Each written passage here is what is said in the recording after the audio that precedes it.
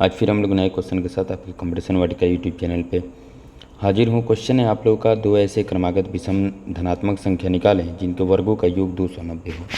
तो देखिए, अगर इस तरीके के सवाल अगर हमारे पास पूछता है तो हम लोग क्या करते हैं, इसको मान लेंगे, माना कि दो क्रमागत विषम है। ध्यान रहे आपको बोला गया है यहाँ पर विषम, इस पर ध्यान दीजिएगा विशेष।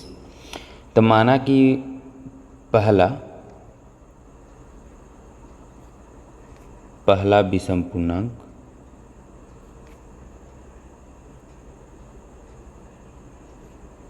बराबर x हो गया और दूसरा विषम पूर्णांक की जब बात हुई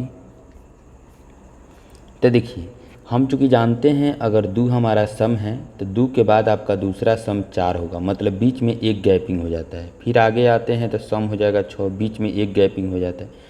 ठीक उसी प्रकार हम लोग जो x माने हैं तो दूसरी जो विषम संख्या मानी जाएगी वो हमारा x+1 नहीं होगा, x+2 हो जाएगा।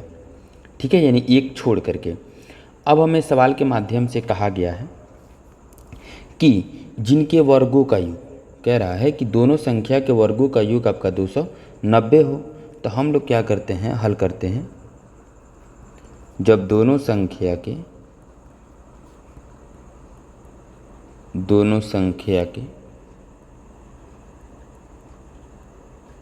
वर्गों का योग 290 है, इसलिए हम लोग क्या करते हैं, x का स्क्वायर हो जाता है, उसके बाद प्लस वर्ग, मतलब कि x का जो पावर है 2 हो जाएगा, उसी को वर्ग कहा जाता है।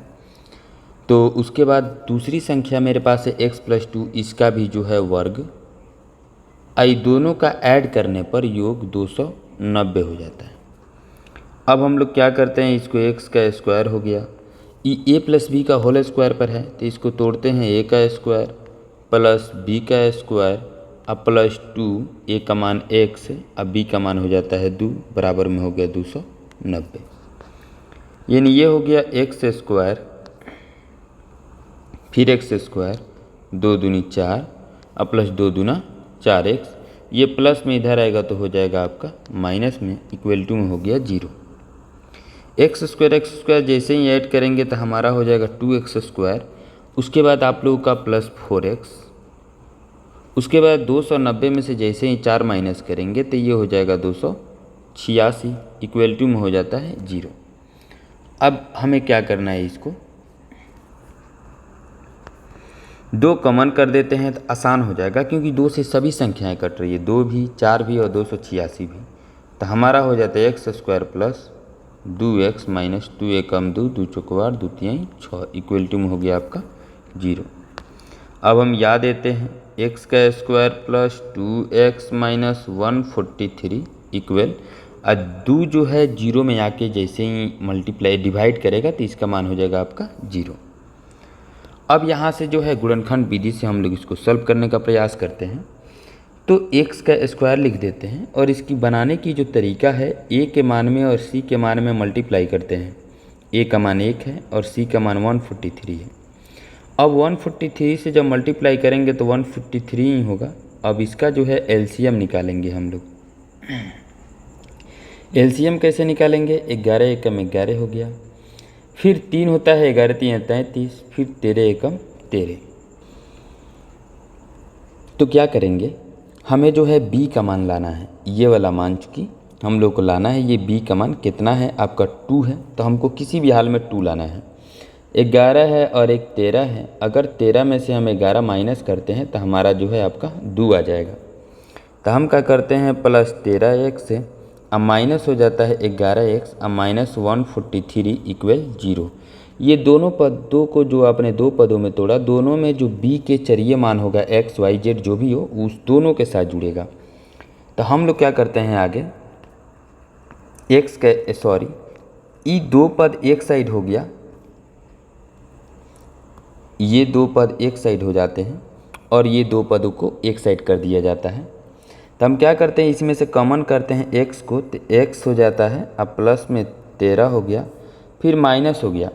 अगर यहाँ कॉमन करने से आपको प्रॉब्लम हो तो एक कोष्ट डालें, और ये जो b का यहाँ आया है, एक अंडर कोष्ट में जो मान आया है, इसी मान को आप लोग क्या कर दें, यहाँ उतार दीजिए। प्लस में है तो प्लस में, माइनस में है तो माइनस में।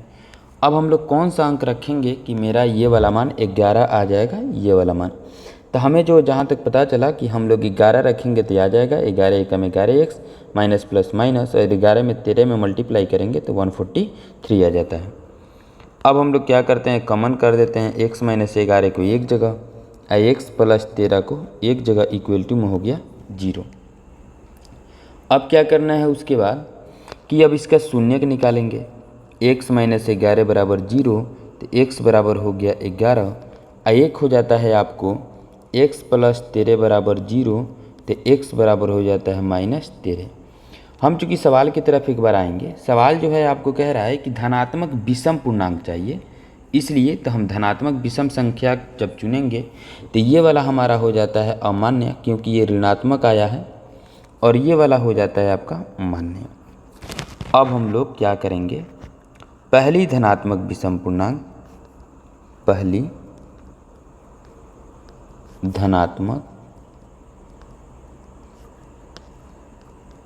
विषम पूर्णांक आपका हो जाता है x मतलब 11, और दूसरी धनात्मक विषम पूर्णांक की जहाँ तक चर्चा करें तो ये हमने माना है x प्लस 2, तो ये हो जाता है 11 जोड़ 2 बराबर हो जाता है 13।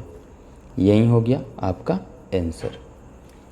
चलिए फिर मिलते हैं अगले क्वेश्चन के साथ अगले वीडियो में। आप सभी को जय हिंद।